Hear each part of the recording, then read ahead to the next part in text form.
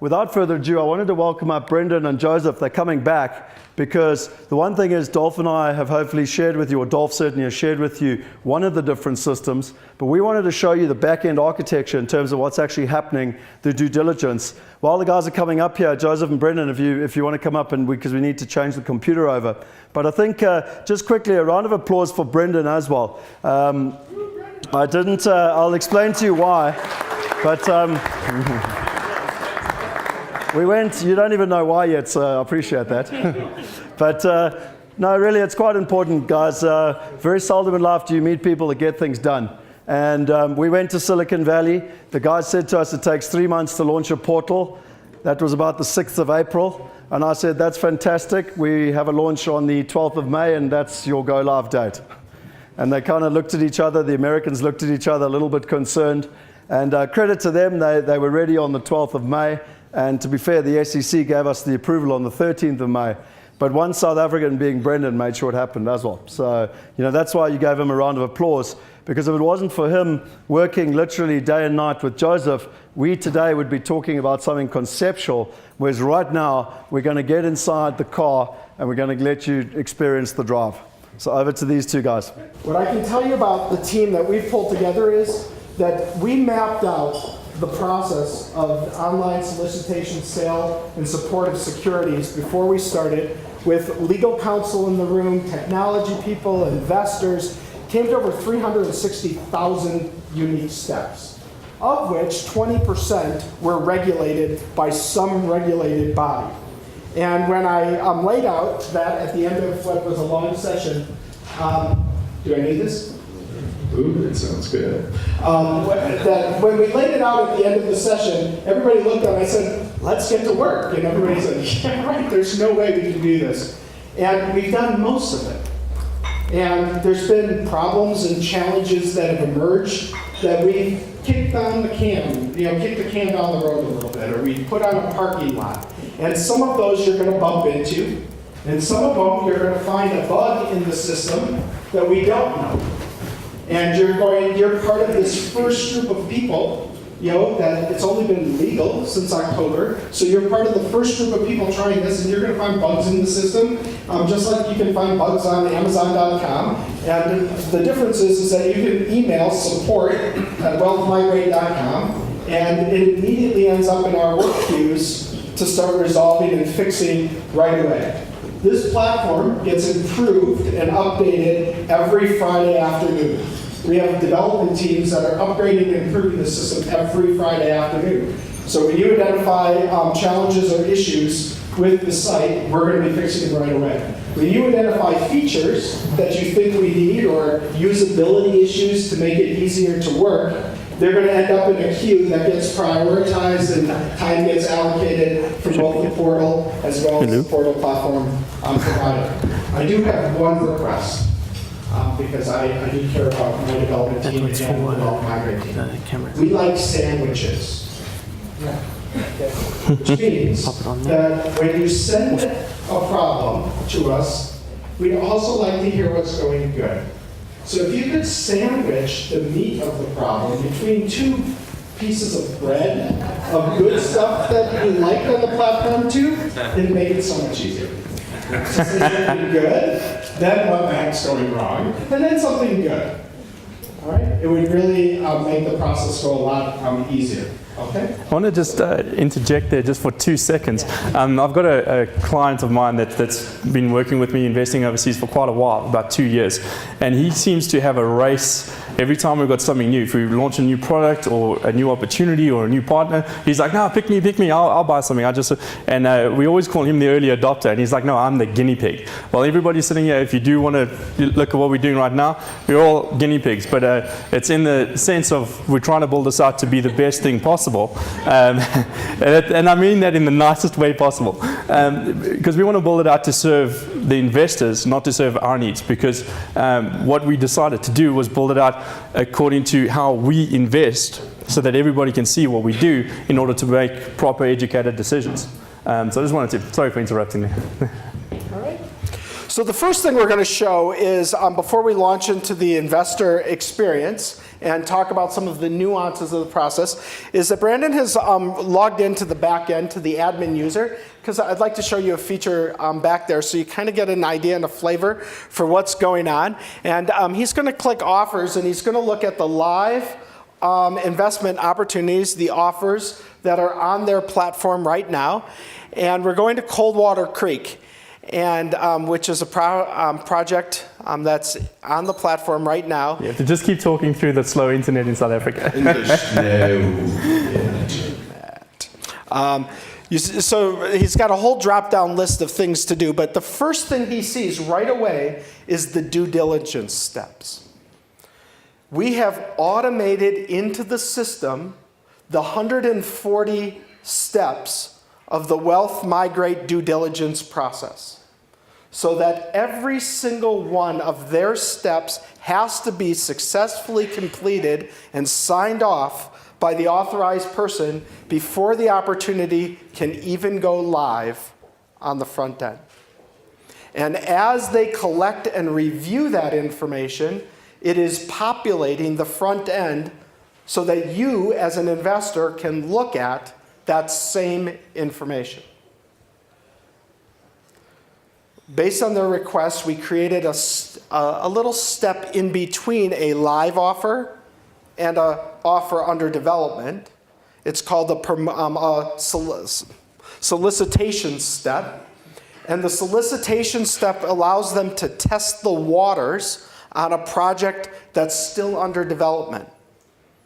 And the platinum members of the group, as you become an investor on the platform, you'll be upgraded in your membership, and you'll actually be able to go in and see the elements of the due diligence being completed as they're being completed by the Wealth Migrate team. So just to bring that home to a physical example, we're currently purchasing those medical buildings in the USA right now, and there's a 60-day due diligence period that we have where we can pull out of the deal without losing any money. So we have a $75,000 hard money deposit, or at least it's a soft money deposit at the moment. It will go hard in 60 days if we decide to go forward with the investment.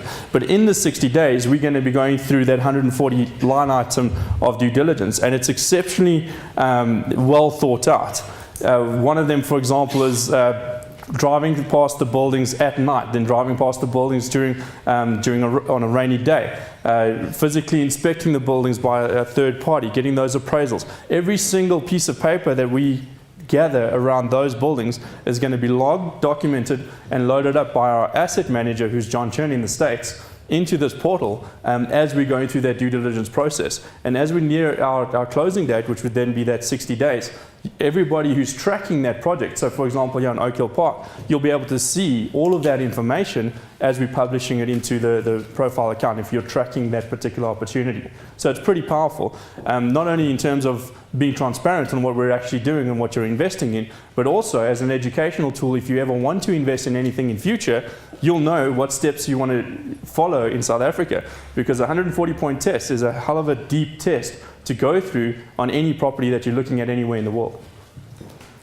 So that's kind of part of the back end. There's a whole bunch more that is all fancy bells and whistles for them that we could show you, or if you want later. But we're going to go in and register as an investor.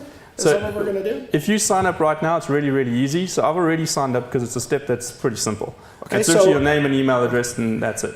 So real quickly, the first step is that you're just giving your email, your name and your email address, and then we send you an email confirmation. And about 80% of the time it's in your spam folder, because it's an auto-generated system and I can't keep them out of your spam folder. If for some reason you don't get it, then you can just email them and they can automatically, manually register it, or do an email override because they know you. Okay, so that's kind of the first step. There was about 9 of you this morning that registered during my presentation or shortly thereafter, and of those 9, 8 of them got the emails and verified, and I did a manual override on 1. So all those folks' accounts are already live. Okay. So we have a few offers here that are live right now. Heritage Point, for example, and Coldwater Creek are both land opportunities. So we went on a mission last year when the prices were going through the roof in order to land bank, lock up a whole bunch of opportunities in Atlanta. Our goal was to land bank over 1,000 lots. We ended up buying about 200 before the prices had already moved beyond where we were comfortable to buy them. So we have 2 projects right now that are live that if anybody wants to partner with us, they're there. And you can go and check them out. If you're going to have a look at one, you can download all the information related to it immediately. Before you go, so just kind of so that you all become crowdfunding experts, that last page, those are called it's a really awful term. I don't know where it came from, but it's a securities term. It's actually written into the US securities law. Those little snippets or those snapshot are called tombstones. So that's the tombstone view, and hopefully somebody will come up with something better than that sticks. And then you click it and you go to the overview page. So the overview page has all of the due diligence information and marketing material and prospectus information, and and that's what we're looking at right now. Could you shrink the size of your screen so that we can see the whole page? Yeah. Is that better? Yeah, a little bit better. Cool. So as they get videos, they'll upload the videos here. As they get additional documents, they'll all be uploaded here. So if you want to go and download the private placement memorandum, which will give you a detailed outline of the expected return, how long it's going to take us to complete that project, how you're going to get paid as a result of it, etc., all of that information is live right now. Okay. So go ahead. Could we click? Where do you want to go? Guide me. I want you to click private messages and comments.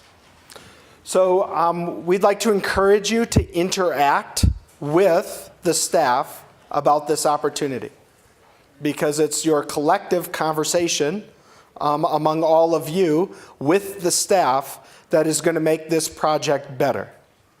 And you have 2 places that you can do that. One is private messages, because you're shy and you want to ask a question that you don't want everybody to see, and then the asset manager associated with this project will answer that question and you'll exclusively see it. Most of the time they're probably going to say, this is a question I keep getting asked. Do you mind if I publish it publicly? The public ones are in comments. Okay? So if you would like to leave a public comment because you'd like other people to respond as well, I'd really like to encourage you to do that right there. Okay? And that's part of what's going to be an evolving and developing social media collective conversation among the Wealth Migrate investors that help guide and direct the investment team on how to improve and make these projects better. So if you identify a missing piece of data that you think would help you make a decision about this, that would be a great place to leave that request. Cool. And then in terms of reporting, if you do decide to participate in an investment, everything will be loaded up into this panel. So you'll be able to get the financial reports on the project, etc. What's also powerful here is getting fully set up in order to fund a project. It's a really simple procedure. And the checklist will guide you through everything you need to do to complete. So how we tend to hold our properties in the States, after a massive amount of research and money spent with some experts like Grant Thornton to help us get tax structures done correctly, we spent about 250,000 Rand with them alone to work out what's the best structure to hold a property in the USA. And it's effectively a limited liability company. We will set up a limited liability company on the investor's behalf, which the investor then controls. It's their company, their bank accounts, etc. And that limited liability company will then partner with an SPV, a special purpose vehicle that then owns the properties. And you'll have a direct ownership of that limited liability company, or a share, in relation to the amount of capital that you've contributed to it. Then to fund it, one of the best pieces of software that's been integrated into this is that we've gone directly into the back end of a bank. In the past, in order to invest offshore, it took a hell of a lot of effort to open a bank account in the USA. They've got something called the Patriots Act, which means you have to physically be present in the branch for them to verify your identity to open the bank account. And we've managed to, through the legislation that these guys have used with the bank partner that they have, they wrote an API that allows us, if you have an LLC based in the USA, you can open a bank account literally with a click of a button. And I'm actually going to do that live in a second when you're not playing. Oh, I'm sorry. So once your LLC is set up, let's do it quickly. So while he was rambling, you notice I tracked the investment, and that then pointed on the front page that I was tracking, and then I went to my portfolio, and it listed it in my portfolio as an investment I was tracking. Once I got the PPM, it would list that investment in the portfolio as one that I received the PPM for. Once I funded it, it would list it as a pending investment. Once that investment closed, it would list it as an active investment in my portfolio, and I would be able to search and sort my portfolio by any of those categories so that I have one integrated panel of everything that I'm doing. What Brendan commented, I'm going to reassert because it's really important, because everybody here that already logged in, you registered in a natural way. It gave you a choice to register as an individual or a business. And you all chose individual because you're all individuals. Except that on this platform, for you, you'll be investing as a business because you'll be investing through the LLC. So when you register online, register as a business, and then still give your name, but then you'll give your investment LLC name. So mine be like Bears Onzy Investments LLC, and then and the U.S. address of the attorney that is doing the registering of the LLC is the address that you'll be using on your account. Okay, so those of you that already registered, I went in and changed your accounts from individual to a business account, and I preloaded the address of the registering party, the agent of the LLC. What's that? Yep. Exactly. What's great about this is that while we're doing it manually now, within about 2 months, you're going to be able to automatically, on the platforms, a new investor will be able to automatically set up a US-based LLC, automatically get an EIN number, and automatically set up, without flying to North Dakota, a bank account in the United States, and automatically ACH money from an account here, there. So I just did that. I created an account online while I was standing here live with you guys. That was probably one of the biggest hurdles we had to overcome to help people invest in the USA, and I did it in a couple of seconds, which is pretty powerful. I'm quite proud of that. I get bogged down in the details. But I just want to explain a little bit about the movement of money, because some people might get a little bit worried, okay, now I want to fund this account, where is the money actually sitting? It's sitting in a Four Oaks bank account. This is your physical LLC's account. Nobody else has access to it. Nobody can move money into or out of it, including me. The only person who can see the money that's available is you on your profile. I can't see it. So it's an exceptionally powerful system for you to be able to use just to open a bank account overseas if that's what you want to do. To fund it, it goes from your South African bank account. That's where it's very important to use someone like Sable Forex. We use Andrew all the time because with his details, he'll be able to move the money from South Africa into this funding account so that your money will sit over here and you'll be able to see it without paying excess fees, without having to do too much hard work, because they've got a single form that you use in order to get FICA registered and move money through a Reserve Bank regulated system. So Sable Forex is exceptionally powerful as a partner to help us get really good forex rates. And then the money lands over here. But because I actually have an account in the USA, I can choose to fund this account right now. So I can put in some details over here via ACH or via wire transfer. So if Sable Forex is moving money from South Africa, they'll use a wire transfer. Or I can suck it directly out of my existing Wells Fargo account for my LLC into this funding account. It takes 2 or 3 days to reflect. And I can do it right now if I want to. But in the interest of time, so while you're doing that, cool. In the interest of time, I'm going to answer her question.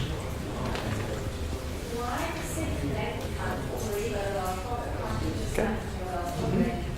There's a whole host of really important reasons. So the question was, why have we created a second account? If I've already got a US account, like he does in a bank in the United States, why am I moving it from that into this? Why do I have this account?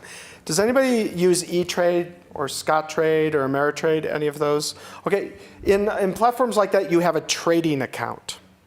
And money can move in and out of that trading account, and then you pull it back and forth, kind of like a brokerage account. Think of this as the brokerage account for the platform. And you don't have to move the money into this non-interest bearing account until right before the deal closes. We can set up what's equivalent of a ghost, so that we can know that you're going to have the money, but we move it through here so that we create the Securities and Exchange compliant requirements for the documentation of the legal movement of the money from the recipient parties into a common escrow. And then the escrow break goes to only licensed registered entities that can legally receive it. And then I can provide that completely audited trail to the Securities and Exchange Commission as part of their 506C compliance requirement. So that's a level of detail that obviously we don't all need to know, but we've set up multiple systems and sat across the table from the FDIC, which is the banking regulator, and the SEC, and everybody in order to set these systems up properly. As the market matures, more and more options will emerge. So for example, right now, the account is sitting at a no-name bank that nobody's ever heard of in North Carolina called Four Oaks Bank. And it was because it was the first bank that we could find that would give us online digital registry access to set up accounts in their system. And one of the reasons we needed to do that was if people are moving money into escrow, there's a possibility that the deal doesn't close, and then what do we have to do? Move the money out of escrow, and I wanted to be able to do that without incurring charges to the investor every time it moves. So by having all of the accounts sitting in the same registry access system, I can be moving money back and forth between these accounts without incurring any charges for the investor or the issuer. But there's an even more important reason for this to actually go in this process. Is in terms of compliance and corporate governance, we need to ensure that the investors are protected, that they can see the trail of where their money moved to. If there's a project that they fund, that the money moves into that escrow account, we do not have access to the account. Basically, that fund has got to go above the raise value for us to be able to say, okay, we've now completed on that raise.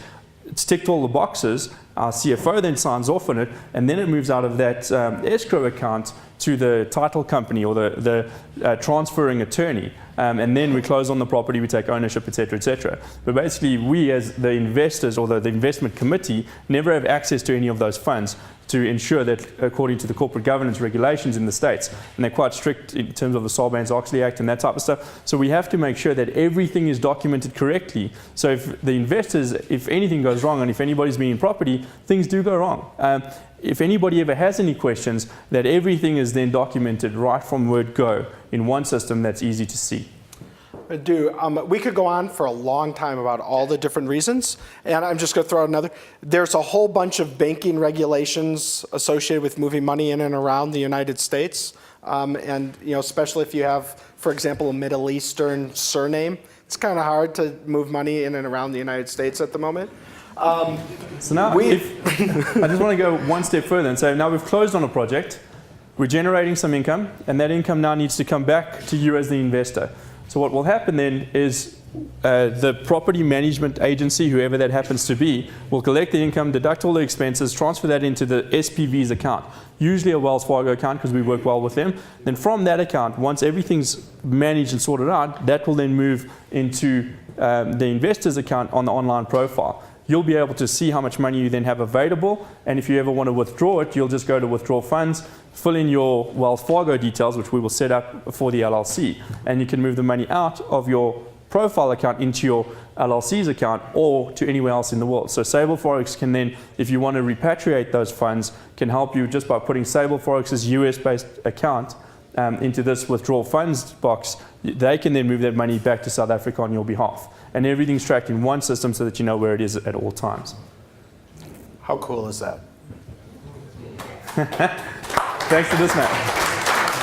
So one of the biggest things we had to overcome is they pretty much built a very comprehensive system that was all based around the US investor. You had to have a social security number. You had to adhere to certain rules and regulations in the USA based around what they'd built. And then what we did is stepped in and said, well, if you want to think global and you want to go global, we have a certain skill set where we've been helping people invest for 10 years offshore. We can help them build out the processes that we use manually at the moment to be able to help people into this online system. So we spent a hell of a long time back and forth, which is why it took quite a lot of effort to get it done by the 12th of May. So I have to say very well done, because to give what we have in terms of our IP across to you guys to build this out for our investors here and make it possible to invest overseas so simply, I think it's a hell of an achievement. So thanks very much. You bet.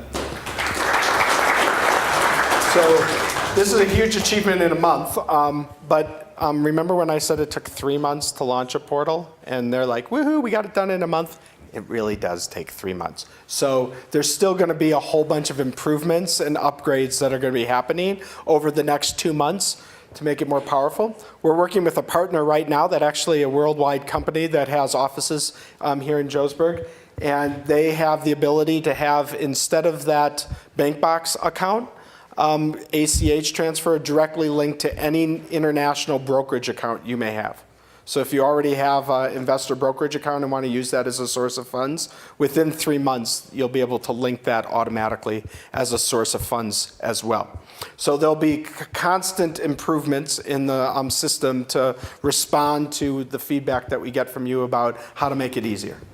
Okay. And there's one little last special before I get off stage. Is RJ flew all the way out here from the USA, and he's been one of the most amazing people to work with over the last 2 years. I've learned a lot from him. I've helped a lot of clients invest with him. I've invested myself with him. I've done very well out of it.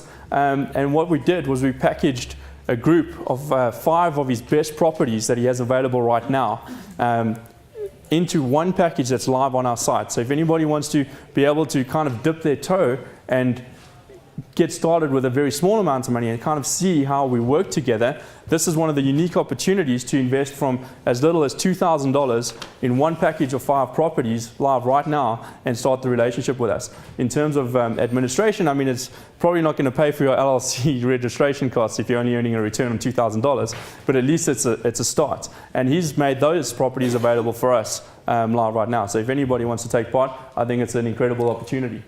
So what's going to happen here is that, let's just go through this real quickly so that you all are the experts that can train other people, is that, go back up to the top, sorry, that it's $340,000 is what they're going to do as their raise. The unit price is $2,000. That means you can buy $2,000, $4,000, $6,000, $8,000, so that he doesn't have 0.01 cents on his cap table. And then your minimum purchase is 1 unit. So he's saying you can get in for $2,000. Okay, this is kind of like the the Walmart Blue Special, get in now, woohoo. But on some of the offers, you'll see that it's like a $500 trench, but it's a minimum of 40 units in order to get in. So that's kind of how they gauge that. When, we are filing this PPM with the SEC, so that it'll be able to be legally sold. But while we're waiting for that, you can hit that tracking button and you'll be associated with this deal, so that the second the fund button becomes available, you'll be immediately notified. All right? And then in order for that fund button to become available, it would have been approved by the SEC.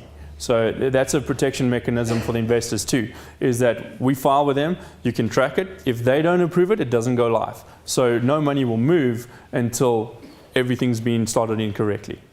Let me tell you about one of the upgrade features that's going to happen on this so you can understand kind of where we're headed with things, is that at this level, before it's live, you're going to actually be able to track, and there'll be another button instead of fund there that's going to say promise. I promise. Okay.